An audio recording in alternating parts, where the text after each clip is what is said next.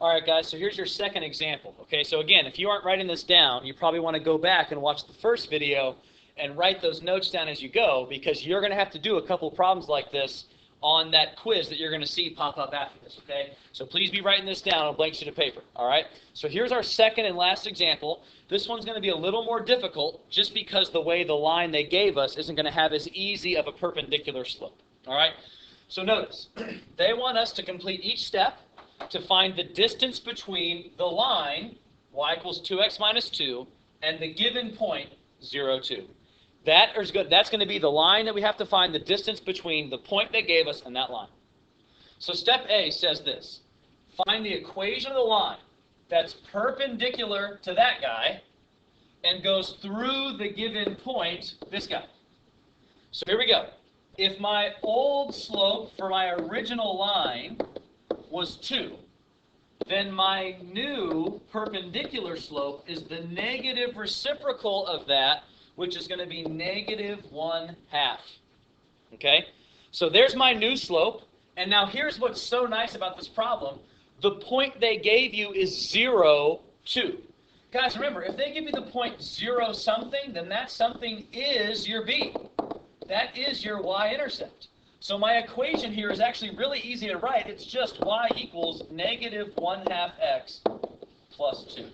Now I can only just write that plus 2 there because the point they gave me was 0 something. So make sure you don't make that mistake. That's only because I have the point 0 something. So we just completed step A. We now have the equation of the line that's perpendicular to the given line through the point 0, 2.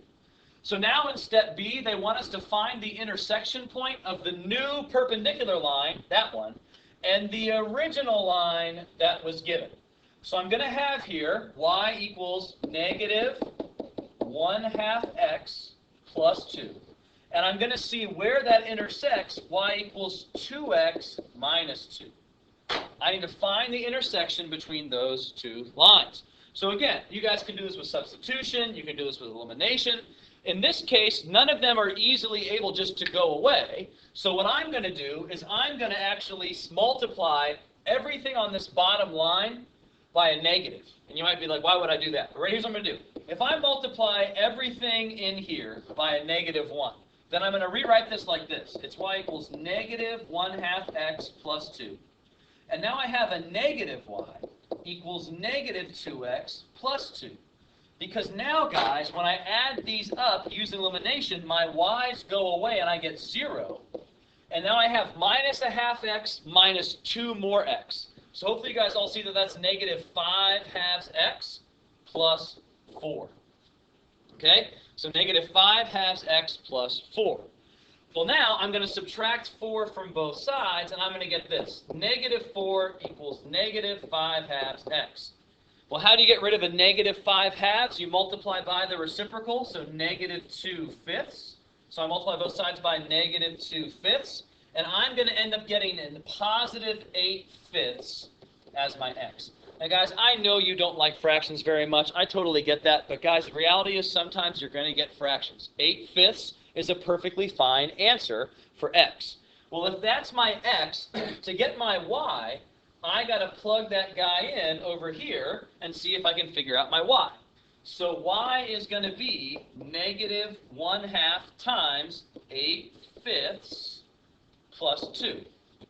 Well, when I multiply fractions, I multiply across the top and across the bottom. So I'm going to get negative 8 over 10 plus 2, which, guys, I hope you guys see that cleans up to negative 4/5 plus 2, which is really negative 4/5 plus 10/5. And so I get 6/5 as my y coordinate. So now my coordinate of intersection is 8/5 and 6/5, which I know is not a very pretty answer, which is why I told you this one was a little harder. But sometimes, guys, the perpendicular point of intersection is not going to be a nice, crisp number like 2, 3. It might be an ugly number just like that, okay? So there's your intersection point, 8/5, 6/5. So there's the intersection point. So now the final step. I'm going to use my intersection point, which is 8/5, 6/5. So let me come down here to step C. So I have the point 8/5 and 6/5. And I want to find where that line intersects with the original given point they gave me of 0, 2. And what I want to do is I want to find the distance between those 2 points. Find the distance between that new point we found from step B and the original point they gave me, which was 0, 2. So here we go. The distance formula, it's not going to be pretty, but it's going to be right. It's going to be 0 minus 8/5 squared plus 2 minus 6/5 squared. So let's clean this up because it's going to take a little bit of work. So let's see if we can do that. So here we go. I'm going to first have this. This turns into negative 8/5 squared, right? This turns into negative 8/5 squared. This turns into 10/5 minus 6/5 squared. So that guy cleans up to this. Remember, you square the top and you square the bottom. So 8 times 8 is 64. 5 times 5 is 25. Plus, that turns into 4/5 squared. So when I clean that up, I'm going to end up getting 64 over 25 plus 16 over 25, which when I add across the top of those fractions, I get 80 over 25. Now guys, I know that looks like a terrible answer, but ready? Does everyone see that in a fraction, I can do the square root of the top and the square root of the bottom? Well, the square root of the bottom is nice. The square root of 25 is just 5. Now, up top, can you reduce the square root of 80? So what is the square root of 80? Well, guys, that's actually 16 times 5, which if you didn't just see that, you could use kind of like a factor tree. But 16 times 5, that means this turns into, that's 4 times 4, isn't it? So I actually get 4 square root 5. So that's what goes up top. So guys, my distance between the original line they gave us and the point is 4 square root 5 over 5. Now I know that's not a beautiful answer, not your favorite answer ever, but that is the exact distance between the line they gave us and the point they wanted us to find the distance between. Okay? So remember, in every one of these problems, you do 3 things. You take the original line, you see what's perpendicular to that, so find your new slope, then write the equation of the line with that new perpendicular slope and the point they gave you. That's step A. Step B, find the intersection point between the line you started with and the new line you just found in step A by using elimination or substitution. Then you get your intersection point, and then it's just find the distance between the intersection point and the point you started with, and then boom, there's the distance between those 2 points, which is what they asked for. Okay? So we've just done 2 examples.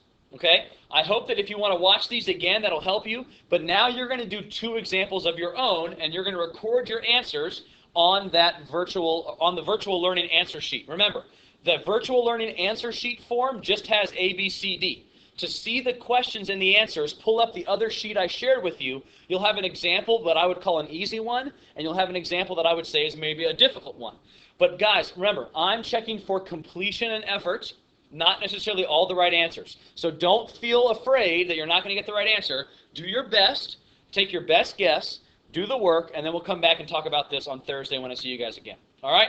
I hope that these 2 videos helped, and I hope you're able to use the examples we just did. I hope if you need to watch them again, please do, and I hope you'll be able to do the 2 that you still have left, follow the directions for each step, and I think you guys can be successful.